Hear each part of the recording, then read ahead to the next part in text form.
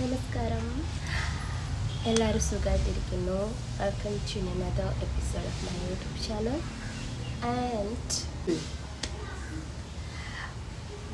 today ഞാൻ discuss ചെയ്യാൻ പോകുന്നത് something very rare and something very interesting ആയിട്ടുള്ള ഒരു ടോപ്പിക്കാണ്.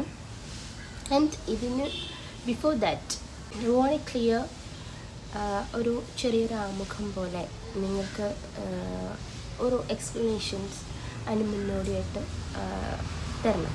ഞാൻ ഈ വീഡിയോ പ്രിപ്പയർ ചെയ്തിരിക്കുന്നത് എൻ്റെ ഒരു നോളജിൻ്റെ പരിധിയുടെ ഉള്ളിൽ നിന്നുകൊണ്ടാണ്. ഇത് കേട്ട് കഴിഞ്ഞിട്ട് നിങ്ങൾക്ക് എന്തെങ്കിലും ഇതിനെപ്പറ്റി അറിയാമെങ്കിൽ നിങ്ങളതെനിക്ക് മെസ്സേജ് ചെയ്ത് ഷെയർ ചെയ്യണം. ആൻഡ് ഇപ്പോൾ എടുത്തിരിക്കുന്നത് ഒരു അത്രയ്ക്ക് വൈൽഡും ഒരു എക്സ്റ്റെൻഡഡ് വേർഷനും ആയിട്ടുള്ള ഒരു ടോപ്പിക്കാണ്. ആൻഡ് നമ്മളൊരു ഹ്യൂമൻ്റെ ഒരു ലൈഫ് സ്പാനിൽ നമ്മൾ ഈ ഇന്ത്യയിൽ ജീവിച്ച് അല്ലെങ്കിൽ കേരളത്തിൽ ജീവിച്ച് നമ്മളൊരു ലൈഫ് സ്പാനിൽ അറിഞ്ഞിരിക്കണം എന്ന് പേഴ്സണലായിട്ട് ഞാൻ ഫീൽ ചെയ്യുന്ന കുറച്ച് കാര്യങ്ങളിൽ കുറച്ച് കൾച്ചർ, കുറച്ച് ട്രഡീഷണൽ വേർഷൻസിലുള്ളതിൽ ഒരു ടോപ്പിക്കാണ് ഇന്ന് ഞാൻ നിങ്ങളുടെ അടുത്ത് ഷെയർ ചെയ്യാൻ പോകുന്നത്. സോ നമുക്ക് ഗെറ്റ് ഇൻടു ദാറ്റ്. മാത്രമല്ല ഇത് കുറച്ച് വൈൽഡും എക്സ്റ്റെൻഡഡ് വേർഷനും ആണെന്ന് ഞാൻ പറഞ്ഞല്ലോ. അതുകൊണ്ട് തന്നെ ഇതൊരു കടൽ പോലെ പരന്നു കിടക്കുന്ന ഒരു ടോപ്പിക്കാണ്. ഇത് എത്രത്തോളം ചുരുക്കി കൊണ്ടുവരാൻ ശ്രമിച്ചിട്ടുണ്ടെങ്കിലും നമുക്ക് അതിനൊരു ലിമിറ്റേഷൻ ഉണ്ട്. അതുകൊണ്ട് തന്നെ ഇന്നത്തെ എൻ്റെ വീഡിയോ ഒരു ബിറ്റ് ലെങ്തിയാണ്. അതിനെന്നോട് ക്ഷമിക്കണം. ബിക്കോസ് ഞാൻ എത്രയൊക്കെ ചുരുക്കിയിട്ടും എനിക്ക് അതിൻ്റെ അകത്ത് എല്ലാ കാര്യങ്ങളും ഇൻക്ലൂഡ് ചെയ്ത് നിങ്ങളുടെ അടുത്ത് ഷെയർ ചെയ്യണമെന്നുണ്ട്. പക്ഷേ എനിക്കത് എത്രമാത്രം ചുരുക്കി അത് ചെയ്യാൻ പറ്റുമെന്നുള്ളതാണ് ഞാൻ ഇന്ന് ട്രൈ ചെയ്യുന്നത്. അപ്പോൾ എന്തെങ്കിലും ലെങ്ത്തിന് ഇഷ്യൂസോ എന്തെങ്കിലും പ്രശ്നങ്ങളോ അല്ലെങ്കിൽ എന്തെങ്കിലും കണ്ടൻറ്റിന് വിട്ടുപോയ ഏതെങ്കിലും കണ്ടൻറ്റ്സ് ഉണ്ടെങ്കിൽ ദയവായിട്ട് എന്നെ അറിയിക്കുക. ലെങ്ത് ആണെങ്കിൽ എന്നോട് ക്ഷമിക്കുക. ഓക്കെ, ഇനി നമുക്ക് വീഡിയോയിലേക്ക് കിടക്കാം. ഇപ്പോൾ ഹിന്ദു ആയിക്കോട്ടെ, ക്രിസ്ത്യൻ ആയിക്കോട്ടെ, മുസ്ലിം ആയിക്കോട്ടെ, ചില വിശ്വാസങ്ങൾക്ക് സയൻറ്റിഫിക്കായിട്ടുള്ളൊരു പ്രൂഫ് ഉണ്ടാവില്ല. ചിലതിനൊക്കെ ഹിസ്റ്റോറിക്കലായിട്ടുള്ള റൈറ്റ്സപ്പം ഉണ്ടാവില്ല എന്ന് പറഞ്ഞ് അത് ഒരിക്കലും റൈറ്റപ്സ്, അതായത് എഴുതപ്പെട്ടിട്ടില്ലാത്തത് ഒരിക്കലും കള്ളവുമാകുന്നില്ല. എഴുതപ്പെട്ടത് എല്ലാം സത്യമായിക്കൊള്ളണമെന്നില്ല.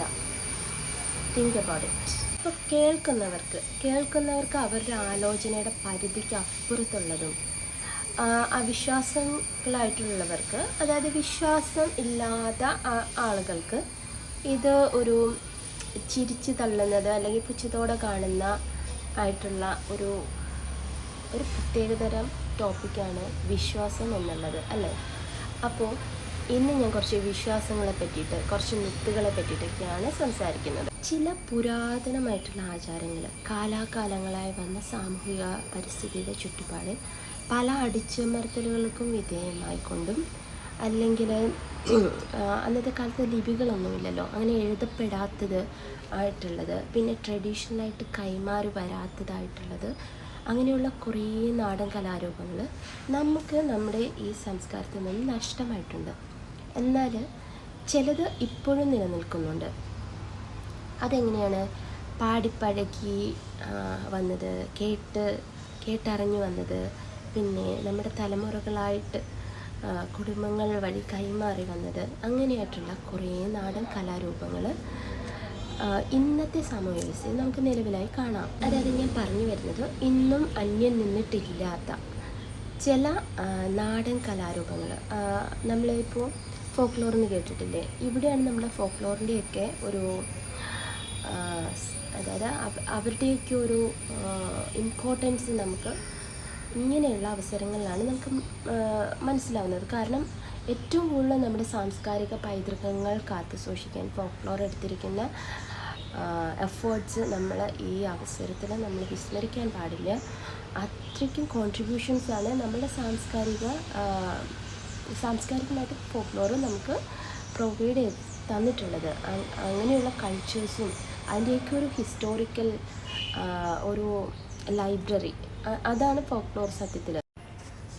അങ്ങനെ ലിപി വ്യവസ്ഥകളിൽ എഴുതപ്പെടാത്ത ചില പ്രത്യേകതരം കലാരൂപങ്ങൾ, ഉദാഹരണത്തിന് തെയ്യങ്ങൾ, തിറകൾ, ഗുളികൻ, പിന്നെ കോലങ്ങൾ, പലതരത്തിലുള്ള കോലങ്ങൾ, ഇവയൊക്കെ ഒരു കലാരൂപം മാത്രമായി ഇന്നത്തെ കാലഘട്ടത്തിൽ ചുരുങ്ങി. ഉത്തര കേരളം അഥവാ മലബാർ ഏരിയ നമ്മുടെ കൾച്ചറിൻ്റെയും റിച്വൽസിൻ്റെയും അതുപോലെ തന്നെ ട്രഡീഷൻ്റെയും ഒക്കെ ഒരു റിച്ചസ്റ്റ് ഫോമായിട്ടുള്ള ഒരു ഏരിയയാണ്. ഇപ്പോൾ എൻ്റെ ടീനേജിൽ ഞാൻ ഏറ്റവും കൂടുതൽ എൻ്റെ ടീനേജ് കാലഘട്ടം മുഴുവൻ ഞാൻ സ്പെൻഡ് ചെയ്തിരിക്കുന്നത് മലബാർ കണ്ണൂർ എന്ന നാട്ടിലാണ്. അതുകൊണ്ട് തന്നെ എൻ്റെ ഹൃദയത്തോട് ഏറ്റവും ചേർത്ത് വെച്ചിരിക്കുന്ന ഇന്ന് ഞാൻ എന്താണോ അതിൻ്റെ ഒരു റൂട്ട് എന്ന് പറയുന്നത് എൻ്റെ നാടാണ്.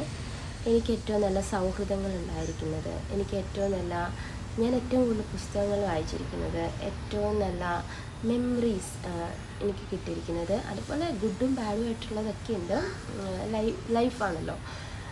പക്ഷെ ഞാൻ ഒരുപാട് പാഠങ്ങൾ പഠിച്ചത് ഞാൻ എങ്ങനെയൊക്കെ ആവണം, എങ്ങനെയൊക്കെ ആവാൻ പാടില്ല, പിന്നെ അതുപോലെ തന്നെ ഈ നാടൻ കലാരൂപങ്ങളിൽ ഏറ്റവും അടുത്ത് കണ്ട് ഇടപഴകി മനസ്സിലാക്കി, അങ്ങനെ എനിക്ക് എൻ്റേതായിട്ടുള്ളൊരു ബേസ്, എൻ്റെ മൊത്തത്തിലുള്ളൊരു ഹ്യൂമൻ ബീയിങ്ങിൻ്റെ ഏറ്റവും ബ്യൂട്ടിഫുള്ളായിട്ടുള്ളൊരു ബേസ് എനിക്ക് തന്നത് ഈ മലബാർ എന്ന് പറഞ്ഞ ഏരിയയാണ്, എൻ്റെ കണ്ണൂർ എന്ന് പറഞ്ഞ നാടാണ്. അതുകൊണ്ട് തന്നെ എനിക്ക് ആധികാരികമായിട്ട് ഇതിനെപ്പറ്റി സംസാരിക്കാനുള്ളൊരു actually I feel I have a right, because ഞാനത് കണ്ട് ഈ തെയ്യമൊക്കെ കണ്ട് നമ്മൾ അതിനെ പറ്റിയിട്ട് പഠിച്ചിട്ടുള്ളത് കൊണ്ട് അതിനെ പറ്റിയിട്ട് ഇന്ന് നിങ്ങളുടെ അടുത്ത് എനിക്കറിയാവുന്ന എൻ്റെ നോളേജ് വെച്ചിട്ട് നിങ്ങളുടെ അടുത്ത് അത് ഷെയർ ചെയ്യാമെന്ന് ഞാൻ വിചാരിച്ചു. ഇപ്പോൾ എൻ്റെ നോളജിൻ്റെ പരിധിയിൽ നിന്നും ഞാൻ എടുത്തിട്ട് അതൊരു ക്യാപ്സ്യൂൾ ഒരു പരുവത്തിലാക്കി, നമുക്ക് ലിമിറ്റേഷൻ ഉണ്ടല്ലോ, അതുകൊണ്ട് തന്നെ ഒരു ക്യാപ്സ്യൂൾ ഒരു ഫോമിലാക്കിയിട്ടാണ് ഞാൻ നിങ്ങളുടെ അടുത്തേക്ക് എത്തിക്കുന്നത്. ദയവായിട്ട് ഈ വീഡിയോ മൊത്തം കാണണം.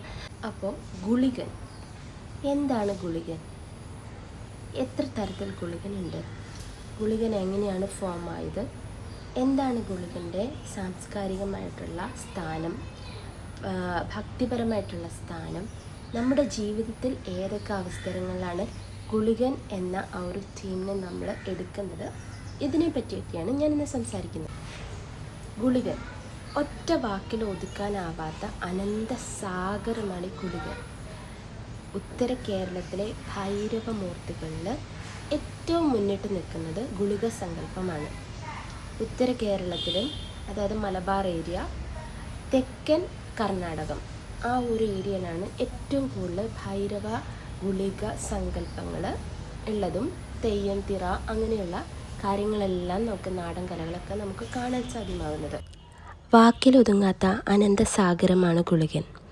കേരളത്തിലെയും കർണാടകയുടെയും തെയ്യപ്രപഞ്ചത്തിലെ ഭൈരവരുദ്രമൂർത്തി സങ്കല്പങ്ങളിൽ ഒന്നായി ഗുളികനെ കണക്കാക്കുന്നു. മലയ സമുദായത്തിൻ്റെ കുലമൂർത്തി കൂടിയാണ് ഗുളികൻ. അഷ്ടനാഗങ്ങളിൽ ഒന്നായും ഗുളികനെ കൺസിഡർ ചെയ്യുന്നു. നമ്മുടെ പുരാണങ്ങളിൽ പറയുന്നത് സർപ്പത്തിൻ്റെ ആകൃതിയും തീക്ഷ്ണമായ കണ്ണുകളും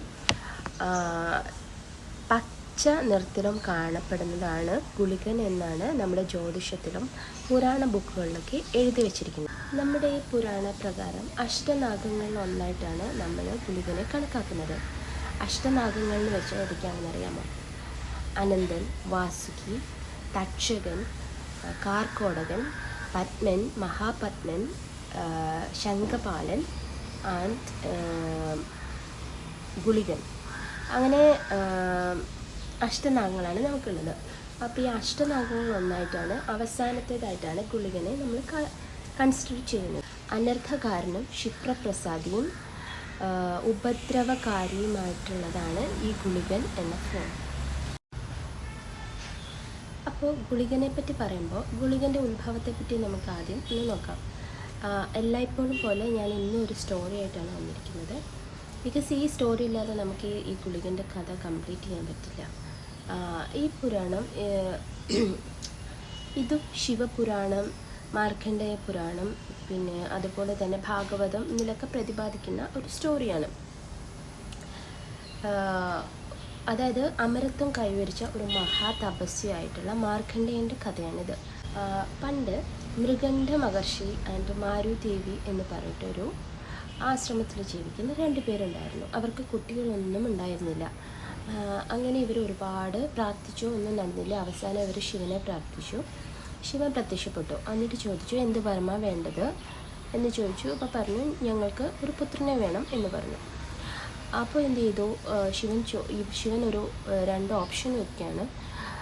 അജ്ഞാനിയും ദീർഘായുസുമുള്ള ഒരു മൂഢനുമായിട്ടുള്ള ഒരു മകനെ വേണോ, അല്ല ആയുസ് കുറഞ്ഞതും ജ്ഞാനിയും ഭക്തിമാനുമായിട്ടുള്ള ഒരു മകനെ വേണോ എന്ന് ചോദിക്കുകയാണ്.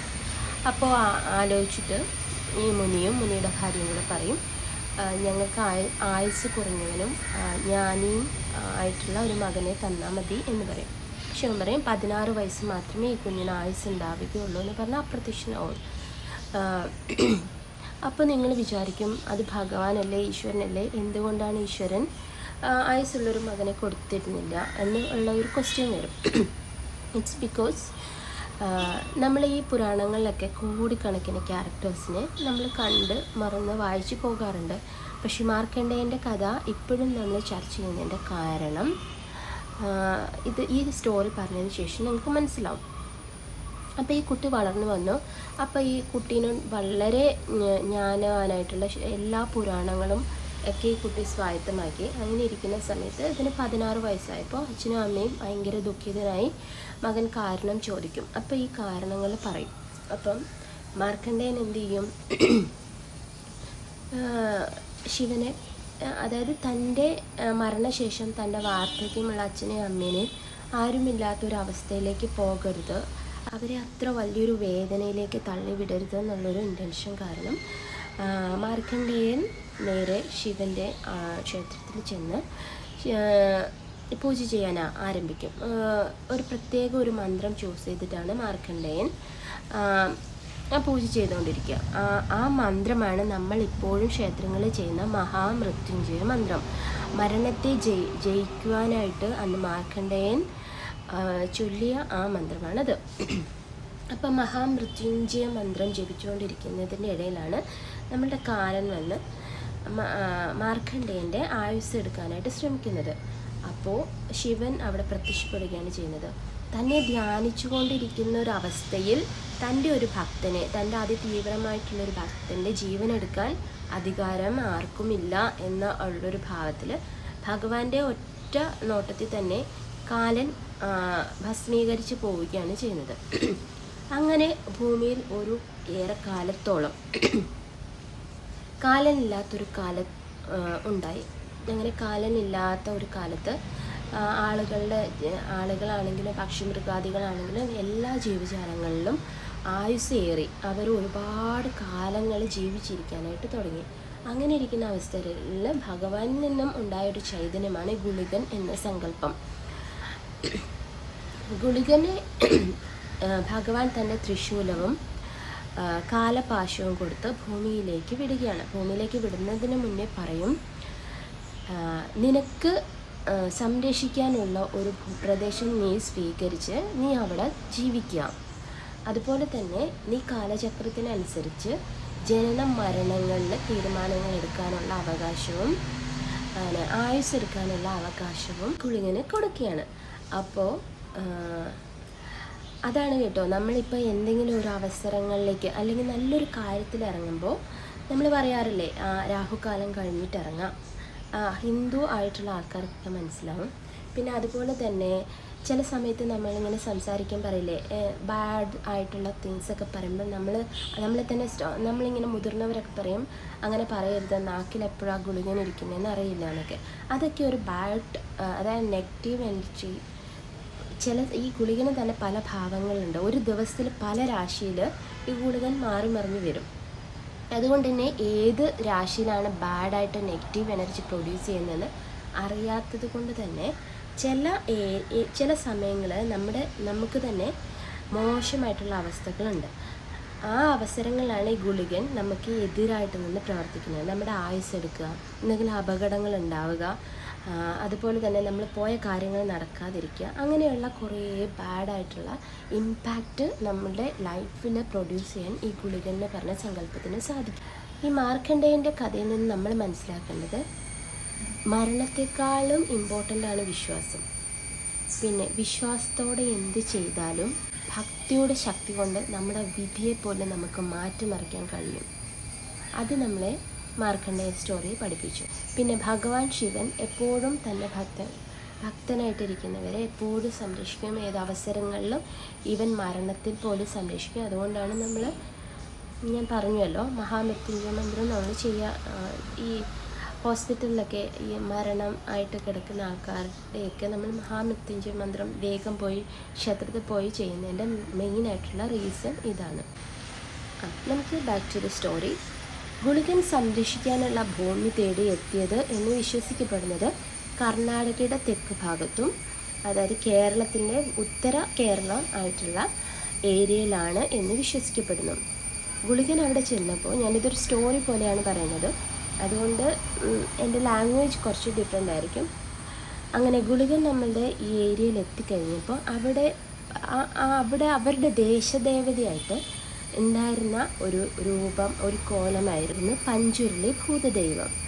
പഞ്ചുരുളിയുടെ പ്രവർത്തനങ്ങൾ, അതായത് ഭക്തി, പഞ്ചുരുളി അഗാധമായിട്ട് അതായത് ആ വാസ്തുദേവതയായിട്ട് ഒരു ലാൻഡിൻ്റെ ഒരു വാസ്തുദേവതേനെ പ്രൊട്ടക്ഷൻ ചെയ്യുന്ന, ഒരു നാടിനെ കാക്കുന്ന ഒരു ഭക്തിയുടെ ഏറ്റവും ഉത്തമമായിട്ടുള്ള ഒരു ഉദാഹരണമായതുകൊണ്ട് തന്നെ പഞ്ചുരുളിയുടെ പ്രവർത്തനങ്ങളിൽ ആകൃഷ്ടനായിട്ട് ഈ ഗുളികൻ പഞ്ചുരുളിയുടെ ഉറ്റമിത്രവും സന്തത സഹചാരിയുമായിട്ട് മാറുകയാണ് ഉണ്ടായത്. അപ്പോൾ അതുകൊണ്ടാണ് നമ്മൾ കാന്താരയിൽ 2 കോല ദൈവങ്ങളെ കാണുന്നത്. അതിലൊന്ന് പഞ്ചുരുളിയും ഒന്ന് ഗുളികനുമാണ്. പഞ്ചുരുളി, തെയ്യം, ഗുളികൻ, കാന്താര 2 ഇതൊക്കെ തമ്മിലുള്ള ബന്ധം എന്താണെന്നുള്ളത് നമുക്ക് നോക്കാം. കാന്താര 1 രാജാവ് ആദ്യം വന്നിട്ട് കാട്ടിൽ വന്നിട്ട് ആദിവാസികളുടെ അടുത്ത് ചോദിക്കുന്നുണ്ട്, ഈ ദൈവത്തിനെ എനിക്ക് തരണം, നിങ്ങൾ രാജാവായിട്ട് വിചാരിച്ച് എനിക്ക് ഈ ദൈവത്തിനെ തരണം എന്ന് പറയുമ്പോൾ ദൈവം പ്രത്യക്ഷപ്പെട്ടിട്ട് പറയുന്നുണ്ട്, ഞാൻ വരാം, എൻ്റെ കൂടെ ഗുളികനും കാണും, എന്നെ ചതിച്ചാൽ ഞാൻ ക്ഷമിച്ചേക്കാം, പക്ഷേ ഗുളികൻ ക്ഷമിക്കില്ല, അങ്ങനെ പറയുന്നുണ്ട്. ഉത്തര കേരളത്തിലും തെക്കൻ കർണാടകയിലും പ്രചാരമുള്ള പാരമ്പര്യ ഫോക്ലോർ ആധാരിക ആചാരമായിട്ടുള്ള ഒരു വിശ്വാസ പ്രകടനമാണ് ഇതൊക്കെ. ഇതിൽ പഞ്ചുരുളി എന്ന തെയ്യം ഭൂട്ടക്കൊല അഥവാ ഭൂതകോലങ്ങളുടെ പാരമ്പര്യമായിട്ടുള്ള ഒരു കലാരൂപം, ഭൂതകോലങ്ങളുടെ പാരമ്പര്യമായിട്ടുള്ളൊരു കലാരൂപമാണ് ഈ പഞ്ചുരുളി എന്ന് പറയുന്നത്.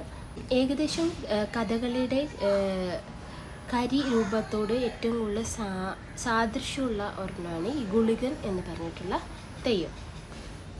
പഞ്ചുരുളി എന്ന പേരിൻ്റെ അർത്ഥം പഞ്ചി എന്ന് പറഞ്ഞാൽ പന്നി അഥവാ വരാഹം.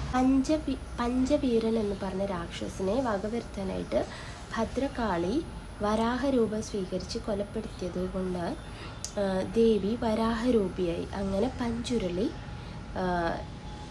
വരാഹരൂപത്തിലുള്ള ഈ ദേവീ സങ്കല്പമാണ്. ഇതിൽ പലരും തെറ്റിദ്ധരിച്ച് കണ്ടിട്ടുള്ളതെന്ന് പറഞ്ഞാൽ പഞ്ചുരുളി ഒരു ദേവസങ്കല്പമാണെന്ന് വിശ്വസിക്കുന്നവരുണ്ട്. പക്ഷെ പഞ്ചുരുളി ശരിക്കും ഒരു ദേവീ സങ്കല്പമാണ്, ഇനി മറക്കരുത്. പഞ്ചുരുളി തെയ്യത്തിൻ്റെ പ്രകടനം അതീവ വർണ്ണാഭമായിരിക്കും. കൃത്യനിഷ്ഠയാർന്ന വ്രതാനുഷ്ഠാനങ്ങളിലൂടെ കോലം കെട്ടുന്നയാൾ ദേവിയുടെ പ്രതിരൂപമായി മാറുന്നതിനാൽ സമ്പന്നവും കമനീയവുമായ വസ്ത്രധാരണം, സൂക്ഷ്മവും വ്യത്യസ്തവുമായ മേക്കപ്പ്, ചടുലവും കൃത്യവും സജീവവുമായ നൃത്ത ചുവടുകൾ എന്നിവ ഉപയോഗിക്കുന്നു.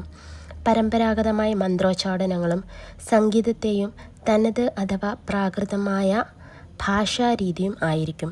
ദൈവത്തിനും ഭക്തർക്കും ഇടയിലുള്ള ഒരു മീഡിയം ആയിട്ടാണ് പലപ്പോഴും തെയ്യക്കോലങ്ങൾ മാറുന്നത്. വളരെ ശാന്തമായി ആരംഭിച്ച് മഹത്തായ ഒരു ശക്തി സ്രോതസ്സിനെ പ്രതിനിധീകരിച്ച് സമാപിക്കുന്നതായും തെയ്യങ്ങൾ കണ്ടുവരുന്നു.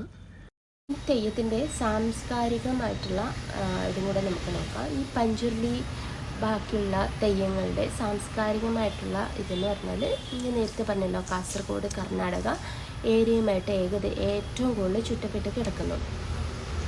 അവരുടെ ക്ഷേത്ര ഉത്സവങ്ങളിലും ഇതുപോലുള്ള കൂട്ടായ്മ സംഘാടനങ്ങളിലൊക്കെയാണ് ഈ തെയ്യങ്ങൾ അവർ അവതരിപ്പിക്കാറുള്ളത്.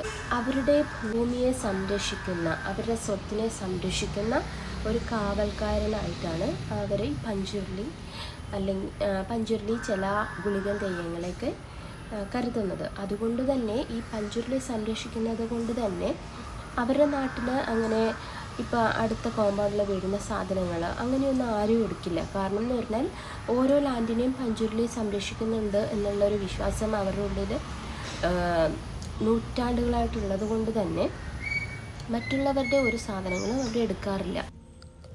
പഞ്ചുരുളി ഉൾപ്പെടെയുള്ള തെയ്യങ്ങൾ ആ പ്രദേശത്തിൻ്റെ സമ്പത്തും സാംസ്കാരികവും അന്തസ്സിൻ്റെയും പൈതൃകത്തിൻ്റെയും ആത്മീയ ആചാരങ്ങളുടെയും പ്രതിഫലനമാണ്.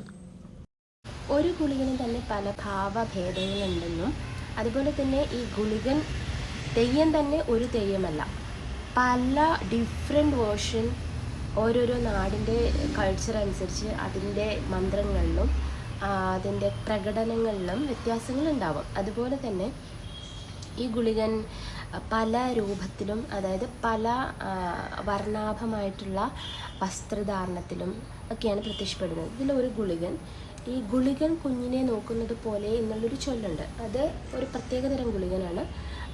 ആ ഗുളികൻ തെയ്യം തന്നെ നല്ല രസമാണ് നമുക്ക് കണ്ടിരിക്കാം. കാരണം എന്ന് വെച്ചാൽ ഒരു കുഞ്ഞിനെ പോലെ ഒരു കുരുത്തോലയിൽ ഇങ്ങനെ അവരുടെ വേഷവിധാനത്തിൽ തന്നെ വ്യത്യാസമുണ്ട്. കുരുത്തോലയാണ് മെയിനായിട്ട് യൂസ് ചെയ്യുന്നത്.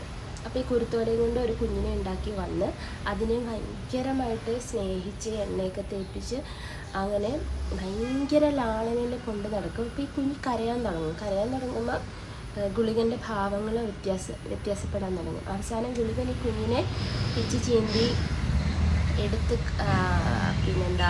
കീറിപ്പറിച്ച് അങ്ങനെ കളയുക ചെയ്യുന്നത്. അങ്ങനെ ഇപ്പം നമ്മുടെ ചില അമ്മമാർ അങ്ങനെ ഉണ്ട് അല്ലേ, ഗുളികൻ കുഞ്ഞിനെ നോക്കുന്നത് പോലെ നോക്കുന്ന നമ്മളിപ്പോൾ ഒരുപാട് സമകാലീനമായിട്ടുള്ള ന്യൂസസൊക്കെ കാണാറുണ്ട്. അപ്പം ഞാനിതൊന്ന് പറഞ്ഞേ ഉള്ളൂ. അപ്പോൾ let's come back to the story. അപ്പോൾ എത്ര തരം ഗുളികൻ ഉണ്ടെന്നുള്ളത് നോക്കാം.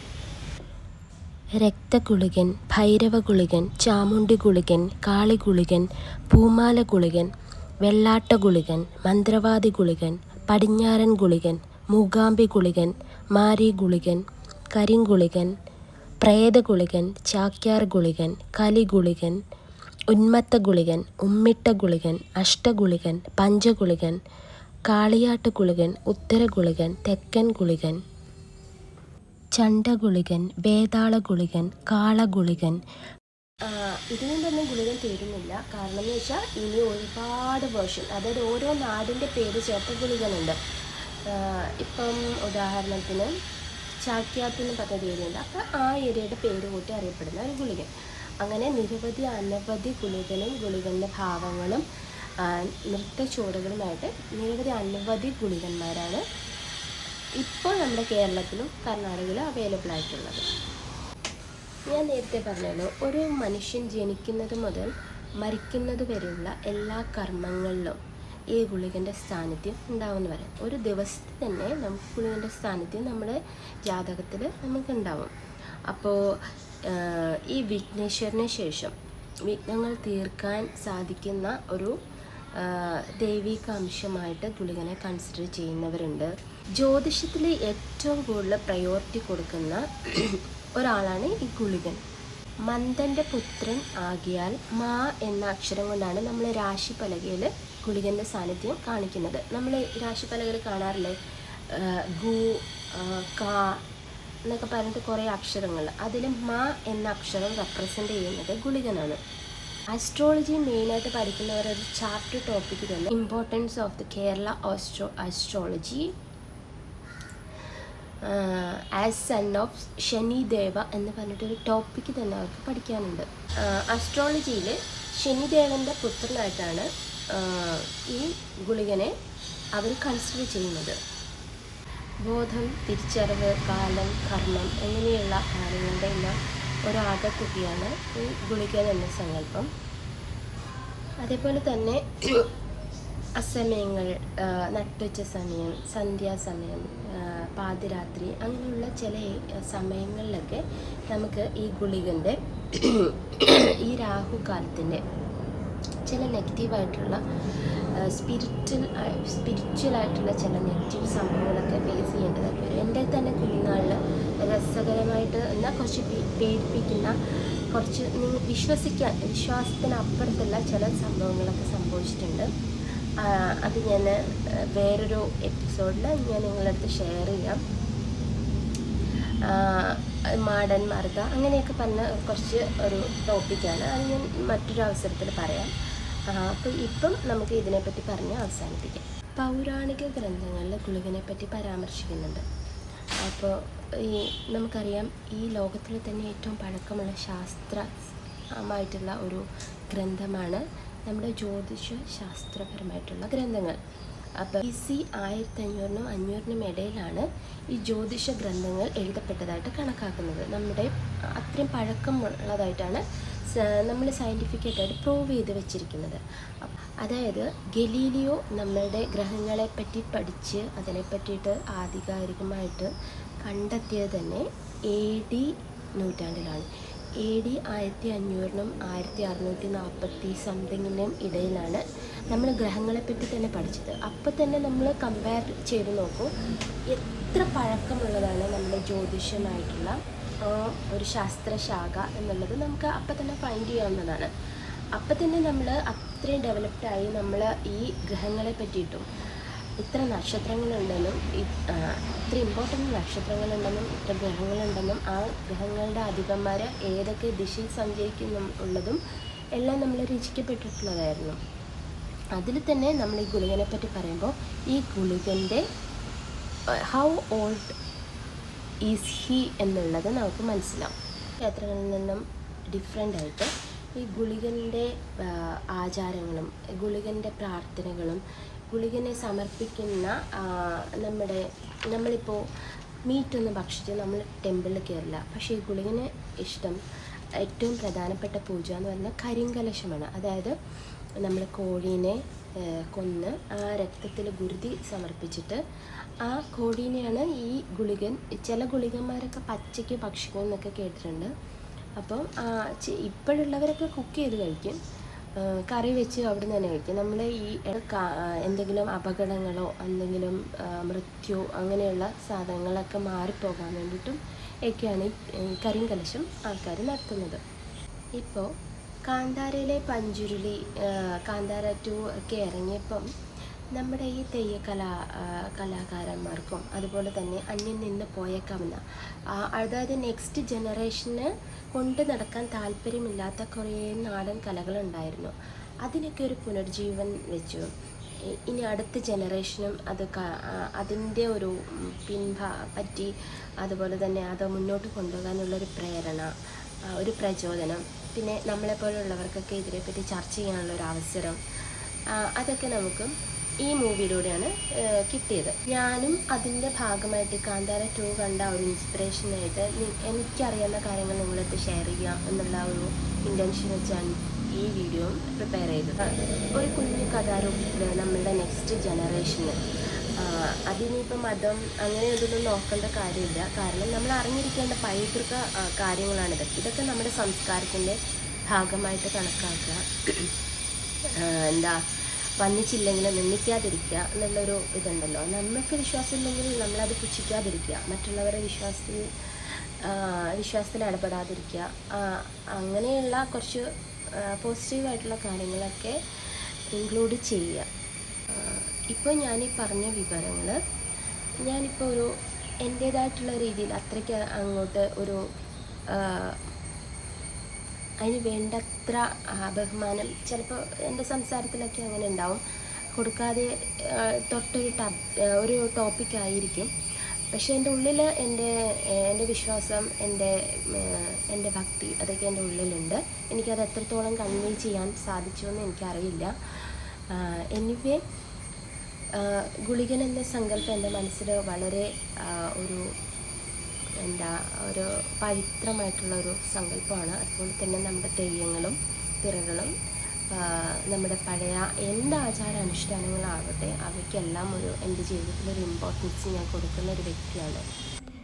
വെയിലും മഴയുമേറ്റ് മാടമില്ലാതെ നമ്മുടെ ഭൂമിക്കും വസ്തുക്കൾക്കും കാവലായി പുറത്തിരിക്കുന്ന ഗുളികൻ എന്ന കാവൽക്കാരൻ, തെയ്യക്കാലങ്ങളിൽ നമുക്കൊപ്പം ഓടിത്തിമിർത്ത് കളിക്കുന്ന ഗുളികൻ, ഉച്ചയ്ക്കും സന്ധ്യയ്ക്കും പാതിരാ നേരത്തും കാലമോ ദേശമോ ദിക്കോ ഇല്ലാതെ നടന്നു വാഴുന്ന ദൈവം, കാവുകളിലും ക്ഷേത്രങ്ങളിലും ക്ഷേത്രവളപ്പിനുള്ളിലും ചെമ്പകച്ചോട്ടിലാണ് ഗുളികൻ്റെ സ്ഥാനം എന്നും.